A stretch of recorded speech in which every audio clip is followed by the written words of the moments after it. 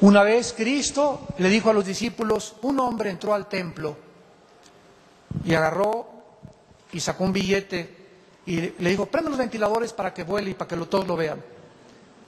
Y llegó una viejita y comenzó a meterse la mano y no le sonaba más que un quintito.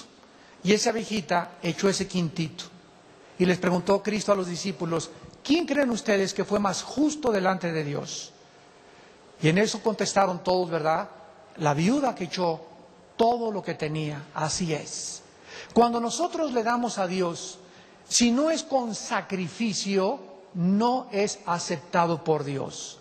Es natural que cuando la ingratitud entra al corazón, el siguiente paso es comenzar a despreciar el nombre de Dios.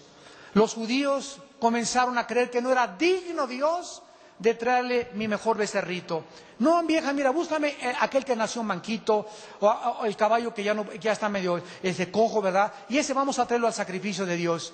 Y en ese momento ellos estaban menospreciando y diciéndole a Dios, tú eres un Dios que no vale la pena que te dé lo mejor de mi vida. Te voy a dar lo que me sobra, lo que no me sirve, para que tú puedas entender qué es lo que yo pienso de ti. En el Nuevo Testamento, el primer juicio que cayó de Dios sobre la iglesia fue en Hechos capítulo 5, con una pareja, un matrimonio llamado Ananías y Zafira.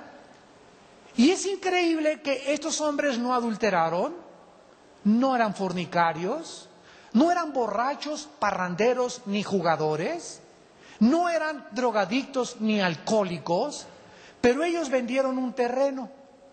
Y entonces entre ellos se pusieron de acuerdo en darle a Dios el diezmo. Pero cuando fueron a cobrar el dinero del terreno que vendieron, vieron que era 1,000,000 de pesos el terreno que vendieron, y en ese momento que lo tuvieron el dinero en la mano dijeron, no, aquí no le podemos dar 100,000 pesos al Señor, es mucho dinero, con 50,000 que le demos nos limpiamos la conciencia. Y entonces comenzaron a perder el temor de Dios. Y cuando se acercaron a los apóstoles, le dijeron a Pedro, Pedro, vendimos una heredad, un terrenito allá por la colonia Tlalnepantla, y aquí viene el dinero. Y en ese momento Pedro, con una facultad espiritual que se llama la palabra de conocimiento, con el discernimiento espiritual que el Espíritu Santo le dio, el Espíritu Santo le reveló a Pedro que esa pareja le estaba robando a Dios. Y Pedro le dijo, ¿por qué le mienten al Espíritu Santo? Mejor no hubieran vendido nada, o mejor no hubieran dicho voy a dar el diezmo, pero no digas que estás dando el diezmo cuando lo que estás dando no es el diezmo, porque estás menospreciando y profanando el nombre de Dios. Y en ese momento Ananías cayó fulminado con un ataque al corazón. Ahí quedó muerto instantáneamente. Al ratito llegó su esposa, Zafira, y lo mismo, volvió a mentir y los dos los enterraron. Y cuando la iglesia vio, dice en Hechos 5, que esta muerte había sucedido de una forma fulminante a esta pareja, el temor de Dios vino sobre toda la congregación. ¿Cómo es posible que Dios haya hecho un juicio tan grande con una pareja en cuestión de los diezmos? Porque los pensamientos de Dios no son nuestros pensamientos.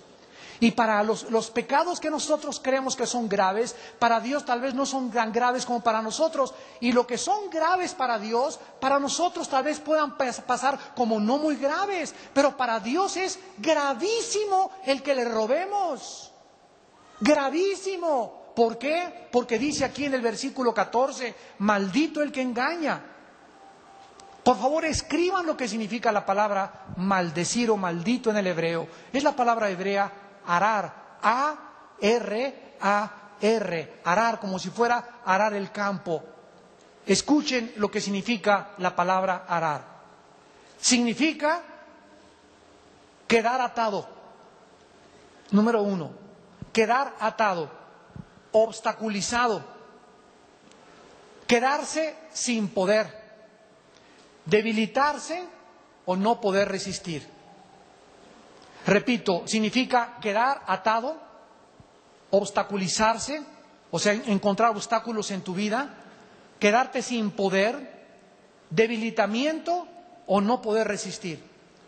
Una persona que está bajo esta maldición, escucha qué es lo que le pasa. Es una persona que de repente comienza a encontrar obstáculos en el trabajo, obstáculos en la familia, obstáculos en sus relaciones sociales, obstáculos en el gobierno. O sea, parecería como que hay una pared que no le permite avanzar, no le permite prosperar, no le permite abrirse paso.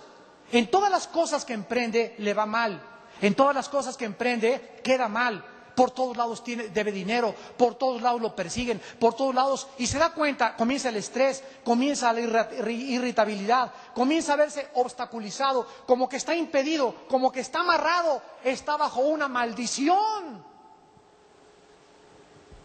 Y estas maldiciones vienen a la vida cuando le robamos a Dios. Podemos burlarnos de Dios. Y es las personas, como dicen en mi tierra, que son esas personas que muchas veces, pues nomás me alcanza para un trajecito y la camiseta quiere que diezme, hermano. Te encuentras en esa condición por tu avaricia. Dios, comience usted a diezmar, porque joven fui envejecido y no he visto un cristiano mendigando ni pidiendo prestado.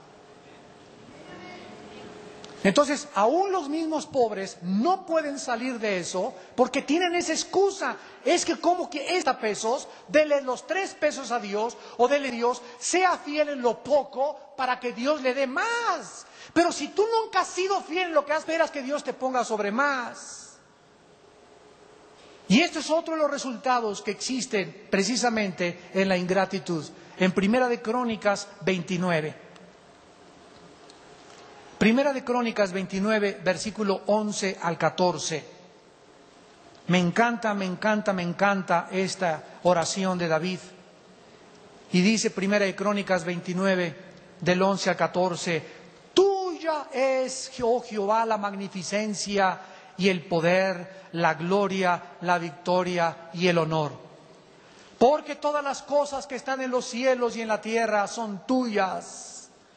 Tuyo, oh Jehová, es el reino, y tú eres excelso sobre todos. Las riquezas, escuchen, y la gloria, y tú dominas sobre todo, y en tu mano el hacer grande y el dar poder a todos. ¿Quién puso a nuestro nuevo presidente de la República? Dios. ¿Quién puso a Fidel Castro? ¿Quién permitió que Hitler subiera al poder? Ahora la pregunta relevante es ¿por qué permitiste a estos dictadores o estas personas no gratas, etcétera, etcétera? Apuesta también. Muchas veces Dios permite que tomen el poder ciertas personas para poder fustigar y castigar a otras naciones. Cuando estudias profundamente el Antiguo Testamento, descubres la vida de Dios. Pero por eso se nos manda a los cristianos, no importa de qué porquería nos tenemos que cuadrar al PRD o al PRI o al PAN, porque es el presidente, es la investidura oficial sacerdotal que lleva del cielo, ante lo cual nos inclinamos. Sométase toda persona a las autoridades puestas por Dios. Romanos 13, porque esas autoridades han sido puestas por Él y ninguna autoridad hay sin Él. Resistir a la autoridad, luchar contra el que está sentado en esa mesa, es luchar contra Dios. Es provocar a Dios, es acarrear juicio sobre nuestras vidas.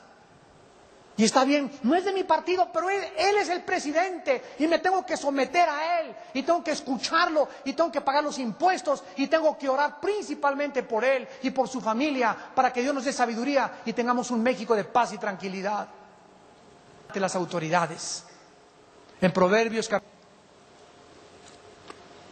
4 al 25, Salomón escribió, por al 25, hay quienes reparten y hay quienes retienen más de lo que es, pero vienen a pobreza.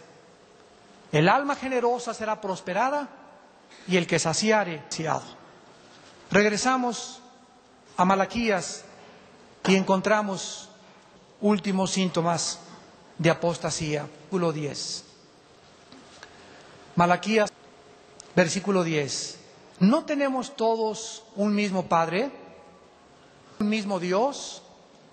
¿Por qué pues nos portamos deslealmente el uno contra el otro profanando el pacto de nuestros padres?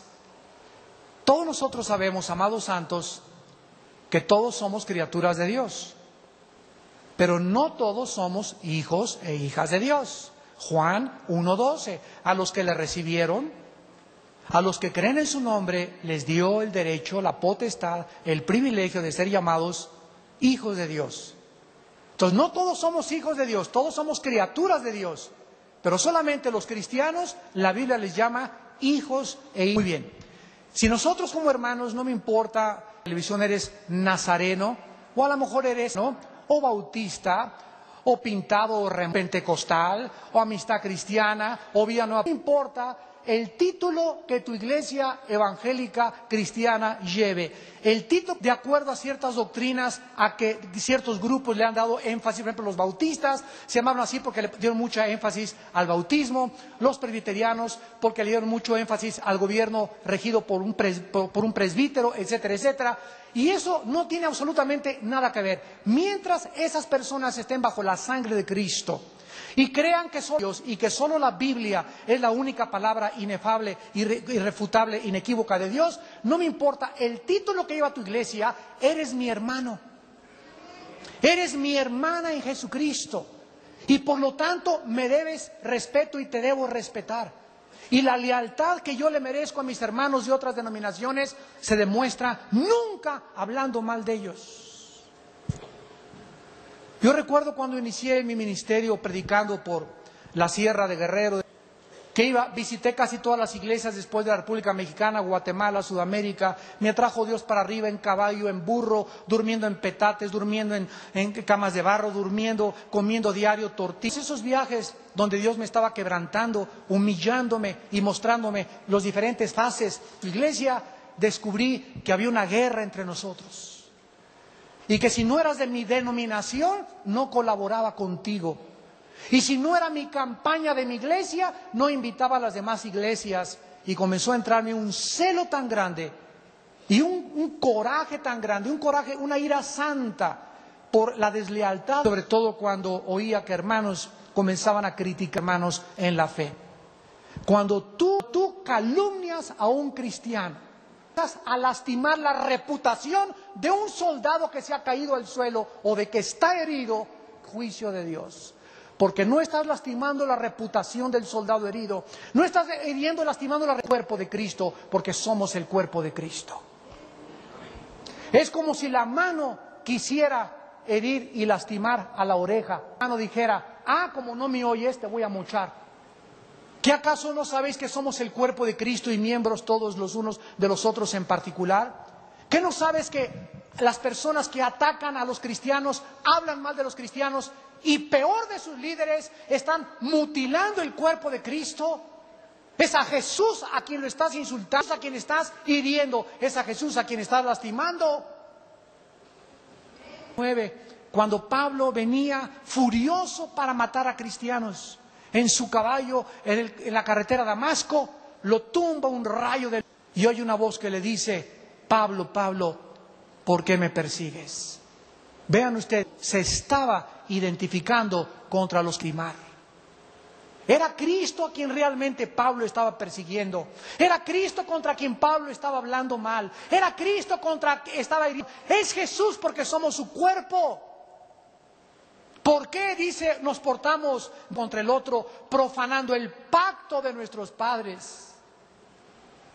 Y finalmente en el capítulo 2, la última manifestación de la apostasía, de lealtad a tu esposa. La falta de lealtad a tu esposa. Versículo 13 al 15. Y esta vez, dice el Señor, haréis cubrir el altar de Jehová de lágrimas, de llanto y de clamor, así que no miraré más a la ofrenda para aceptarla con gusto de vuestra mano. Mas diréis, ¿por qué? Porque Jehová ha testiguado entre ti y la mujer de tu juventud, contra la cual has sido desleal, siendo ella tu compañera y la mujer de tu abundancia de espíritu. ¿Y por qué uno? Porque buscaba una descendencia para Dios. Guárdate pues y no seas desleal para la mujer de tu juventud, Porque Jehová Dios ha dicho que cubre de iniquidad su vestido, dice Jehová de los ejércitos. Guárdate pues en tu espíritu y no seas desleal. Dios le dice a este pueblo insensible, y todavía vienes a la iglesia. Todavía vienes al altar a ofrecerme y a traerme algo. Todavía vienes a levantar tus manos a decirme, santo, santo, santo es el Señor. Cuando en tu corazón eres un adúltero. No es cierto que amas a tu esposa. No es cierto que le eres leal. Ve a tu casa y saca las revistas pornográficas. Ven y me sirves. De otra manera vas a llorar, y vas a llorar de dolor, porque los juicios caerán sobre tu vida. Y por me dirás, ha llegado tan grande la insensibilidad de los varones, tan apostasía, que ya no saben por qué Dios no los bendice. Y la razón es porque el matrimonio es la institución más santa y más sagrada que Dios estableció en la Biblia, y es el fundamento de nuestra sociedad.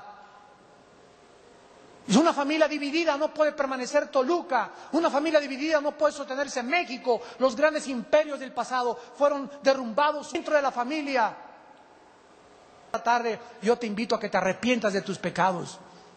Arrepiéntete con todo tu corazón. Pídele perdón a Dios. Porque tu esposa es coheredera de la gracia junto contigo, para que tus oraciones no tengan estorbo.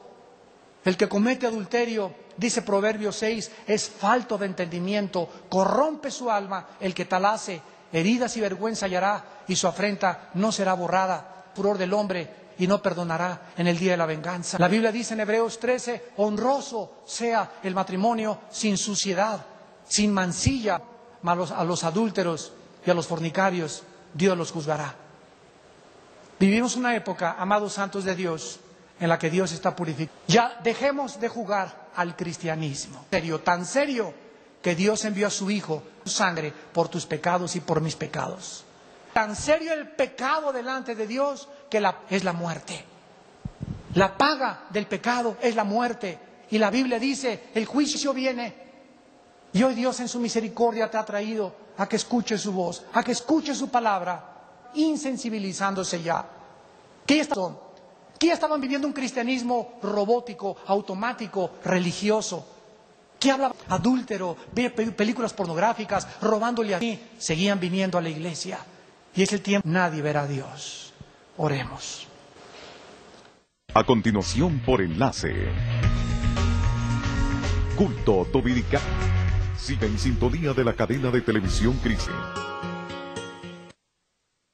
16 al 21 de julio, gira profética con el apóstol Ronnie Chávez por la República Mexicana. Iniciamos día 16, México DF, Sala de Armas. Día 17, León, Guanajuato, Iglesia Trigo y Miel del Pastor Felipe del Castillo. Coatzacoalcos, Veracruz, por la mañana, Escuela Profética, Noche de Poder con Fernel Monroy y Ronnie Chávez. 20 y 21, Tuxtla Gutiérrez, Chiapas, por la mañana, Escuela Profética, por la tarde, Ronnie Chávez y Fernel Monroy en 2 noches de poder. Recuerda, gira profética por la República Mexicana del 16 al 21 de julio. Quisiera invitar que se va a celebrar en West Palm Beach del 18 al 20 de julio de este año. Nuestro lema es escalando a tu destino. De verdad, a través de Covizar, te esperamos del 18 al 20 de julio. Esperamos que estés con nosotros, que te gocen. Y queremos invitarte. Y muchos de ustedes no pueden salir de sus países, quisieron, pero hay una manera, y es esta manera de Dios a través de las ondas de televisión a tu país. Tú tienes que llamar a enlace, tú tienes que registrarte para ser parte de este evento histórico que va a llamarnos, registrarte. El cupo es limitado. Te invitamos para que estés con nosotros. Yo sé que va a ser una experiencia transformadora para tu vida.